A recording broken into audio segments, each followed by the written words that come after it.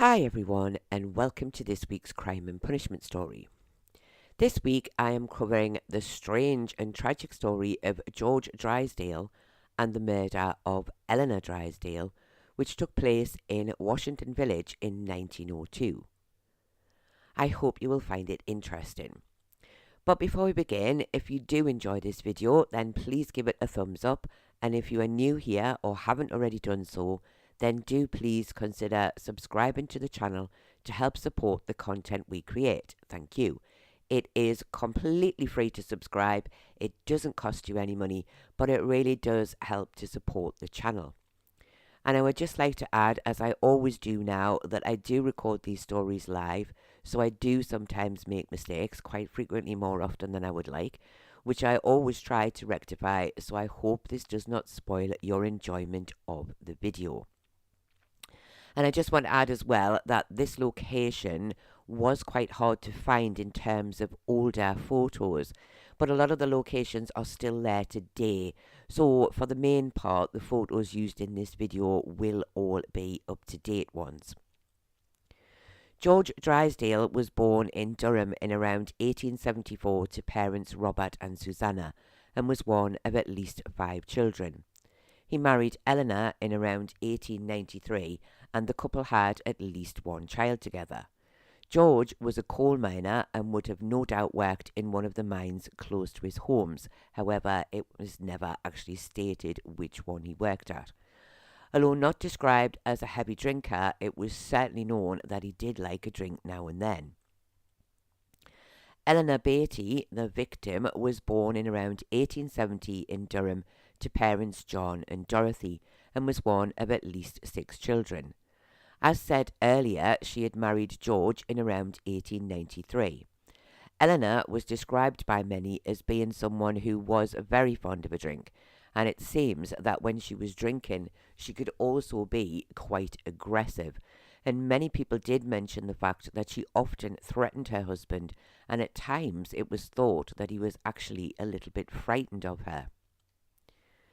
In the early morning of April the 5th, 1902, George and Eleanor were on friendly terms and both quite sober. George was busy mending a chair at their home, and Eleanor had asked him for some money for the rent, and he had given her 8 shillings.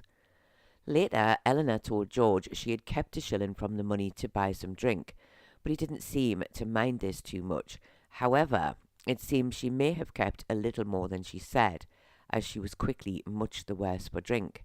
However, the couple still went together to the Cross Keys Inn in Washington Village a little later that day, taking their young child with them, who would have been around 3 years old at the time. Eleanor had their son sitting on her knee, and suddenly he fell to the floor, and when George asked her what was wrong, she said she was drunk and needed to go home, so the couple left and headed back to their home in Spout Lane. What happened after this, no one really knew. The neighbours did not hear any sounds of an argument, and to them all seemed quiet. However, just after 9 p.m, George knocked on the door of his neighbour Terence Joyce, and when he answered the door, he told him, "I think I have fettled her this time." When Terence asked who, George said, "Eleanor." Terence and his wife immediately went to the home of the Drysdales, and here they found Eleanor lying on the floor in a pool of blood. Terence told George that he thought she was dead, and asked if he should go for the doctor or the police, but George didn't seem to care, so Terence went for a doctor. When the doctor arrived, he knew nothing could be done. Eleanor was still alive, but just barely. He asked George what had happened, and he told him that he had done it. Eleanor died at around 11 p.m. that night. The police were sent for, and they arrested George for the willful murder of his wife Eleanor, and he was taken to the police station. The inquest took place at the Cross Keys Inn in Washington Village before Coroner Graham. George had asked to be present and was brought in wearing handcuffs, but these were apparently removed and he was allowed to sit down. Dorothy Drysdale said she had identified the body as being that of her sister Eleanor, who was 34 years old and had been married for around 11 years. Dorothy said she was married to George's brother, Thomas. Terence Joyce said he was a coal miner and lived next door to the Drysdales in Spout Lane. He said on the night of the 5th of April, George came to his door. When he opened it, George had some kind of iron bar in his hand, and he said, "Terence, I think I have fettled her this time." Terence said he asked him, "Fettled who?" And George said, "Eleanor, go in and look." Terence said he went to the house along with his wife Annie. He said the room was dark, so he struck a match, and from the light of this he saw Eleanor lying on the floor. Her head was on the fender, and her face was covered with blood. He said he turned to George and said, "George, will I go for the doctor or the police?" And George told him, "Please yourself." So he said he told him he would go for the doctor first. And when he returned with the doctor, he said George was sitting in a chair in the kitchen, seemingly unconcerned, and Terence said he believed that George was very drunk at the time. When asked, he said he had not heard any sounds of a quarrel earlier that night, but he was aware that the couple did argue, especially when Eleanor had been drinking. Annie Joyce said she was the wife of Terence and also lived next door to the Drysdales in Spout Lane. She said Eleanor was known to drink a lot, and when she was drunk she was very quarrelsome. She said that on the night of the 5th, she thought George was more drunk than she had ever seen him. She also said she had not heard any argument earlier that night, and after this she gave very similar evidence to her husband, only adding that in her opinion George did seem to be very sorry for what he had done. P.C. Harrison said he had gone to the house at around 10:30 p.m. At this time Eleanor was still alive and was being attended to by the doctor. He said the room was quite dark. One of the neighbours was holding a candle so that the doctor could see his patient. He said he had looked around the room but could not see any signs of a struggle. He had asked George what had happened, and he told him he had struck his wife with the poker, but he did not say if they had argued before he had hit her. He said he then took George to the police station on a charge of ill-using his wife. He added that he knew Eleanor from the village, and he said she was often drunk. He had seen her in a drunken state at least twice in the past month. At this point, one of the jurymen spoke, saying that he had seen her drunk twice in one day. The coroner told him to be quiet as he was not a witness for this case. Sergeant Lambert said he had gone to the Drysdales' house at around 10:45 p.m. He said he had seen Eleanor, who had now been moved onto the bed, and he had been there when she had died, and after this he had returned to the police station where he had charged George with her wilful murder, and he said George had replied by saying, "I am well aware of that, sir." Dr. Jakes of Washington Village said he had been called to the house at around 10 p.m. on the night of the 5th. Eleanor was lying on the floor in a pool of blood. She was unconscious but still breathing. He said she had several serious wounds to her head and some had gone down to the bone. He said he had asked George what had happened, and he had told him, "I did it. I am not going to deny it. I hit her with the poker." Dr. Jakes said that Eleanor had died at around 11 p.m. And Dr. Jakes said he had also performed the post-mortem on the body of Eleanor Drysdale, and he said it was his professional opinion that death had been caused by the injuries to her head, which included a fractured skull. He said she also had several other wounds around her body, including a broken arm, and he believed that the attack had been quite vicious, and that the poker produced could have easily been the weapon used to inflict the injuries. George was asked if he had any witnesses to call who had seen him argue or fight with his wife that night, and he said he had none. The coroner then spoke to the jury, saying that although no one had seen the fight take place between husband and wife that night, the evidence pointed only one way, and that was that George had attacked and killed his wife with the poker. He said if they, the jury, thought it was true that George had done this while, in his opinion, acting like a madman, then they should find him guilty. And he also continued, as he was often known to do, by saying that he felt that the death penalty did not work. If it did, then people would not be committing crimes of such an awful nature as the one they were dealing with at this inquest. It seems that the coroner in question had dealt with several murders in this particular year, and he was perhaps feeling that nothing would stop people from killing each other, not even the death penalty. The jury, without retiring, quickly returned a verdict of guilty of wilful murder, and George Drysdale was committed for trial. The funeral of Eleanor Drysdale took place on April the 9th at the cemetery in Washington Village, and I believe that this was next to the Holy Trinity Church. Although no details were given as to who conducted the service or who attended, it was said that the roads leading to the church and at the cemetery were crowded with people who wanted to pay their respects. I found no evidence of a headstone in the cemetery for Eleanor Drysdale. The trial took place in Durham in July of 1902 before Mr. Justice Grantham. George pleaded not guilty to the charge. As is often the case, the majority of the evidence at the trial is the same as at the inquest, so I will only include any new information. Eleanor Black was unable to attend the trial, however her evidence was read out. She had stated that she had seen the couple in the Cross Keys on the night of the 5th. She said they seemed to be getting on well together, and when she saw them, they had both only had 2 drinks each. Thomas Black of Spout Lane said he had also seen the couple in the Cross Keys. It was his opinion that George was quite sober, however he felt that Eleanor was very much the worse for drink. He also agreed that they did seem to be on friendly terms at the time. Florence King said she saw the couple in the Cross Keys on the night of the 5th. She felt that Eleanor was very much the worse for the drink. She said a child was asleep on her knee when Eleanor suddenly tried to jump up, falling quickly back into her seat, but because of this the child fell onto the floor. She said George had asked her what was wrong, and she had told him that she was drunk and wanted to go home. She said George had then picked the child up off the floor, and they left just after this. Florence said she opened the door for them to go outside, and once outside Eleanor had fallen down. She said she had told George he should go and pick her up. Florence said she did not see them again after this. Terence Joyce gave very similar evidence to that at the inquest. However, when he was asked, he said that Eleanor could be very aggressive when she was drunk. He said she had on more than one occasion threatened to stab George.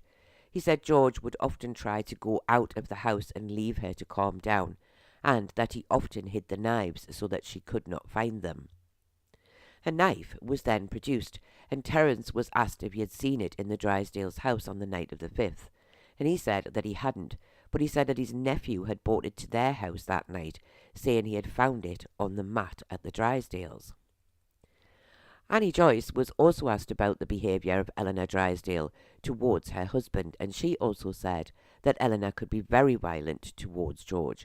She said he was quite an unassuming man, and she was often drunk and forced George to leave his home as he was worried that she would attack him. And she believed that Eleanor had threatened him on the day prior to the crime in the same way as other people have said that she had threatened him with a knife. P.C. Harrison and Sergeant Lambert were both asked if they had seen a knife in the Drysdales' house on the night of the crime, and both said they had not.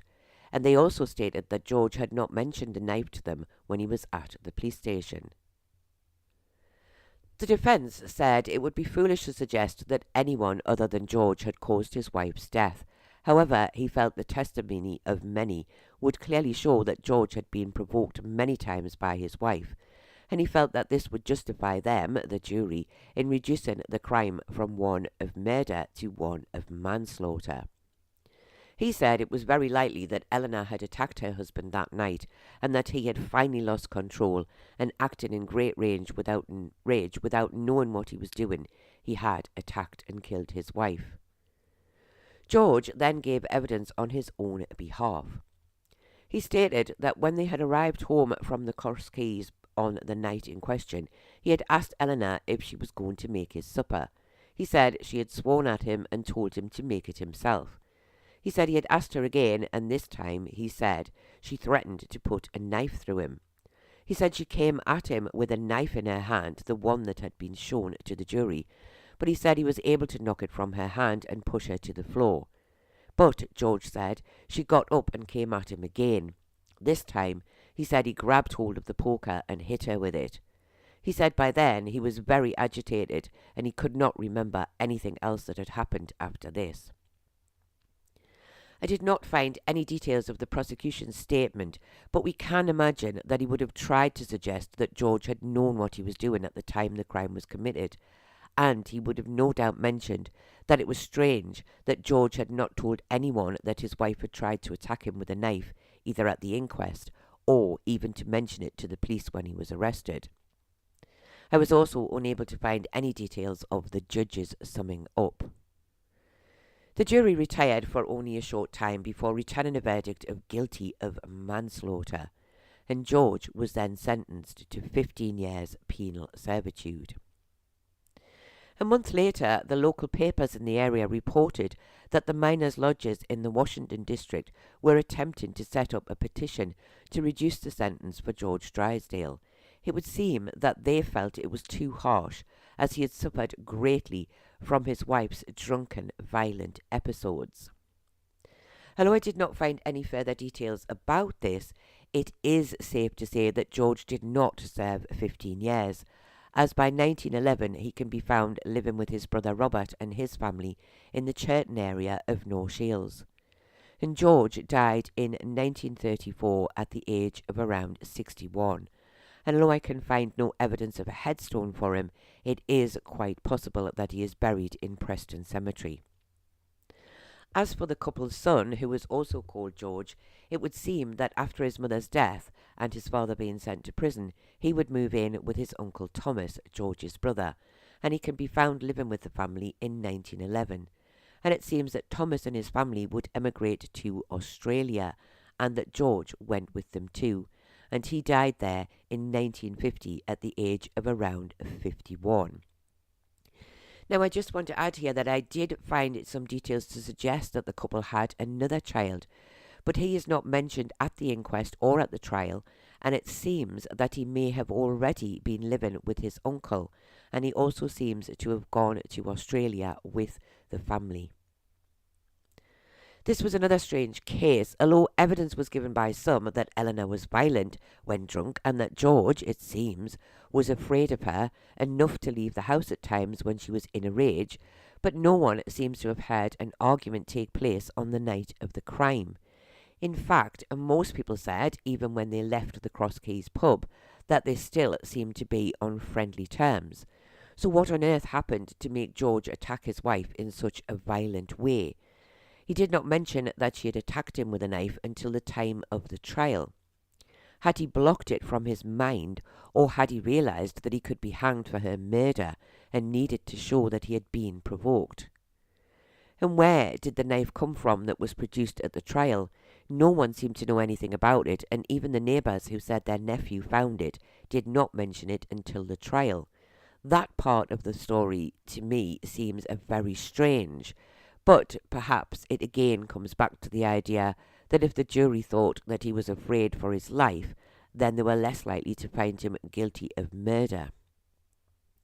However, I do believe, as many people did mention it, that Eleanor was a drinker and could be violent when drunk, and it does seem that George had a tough life living with her. And as mentioned before, if it is possible that the couple had another child who had gone to live with another family member, this could suggest that Eleanor was very difficult to live with.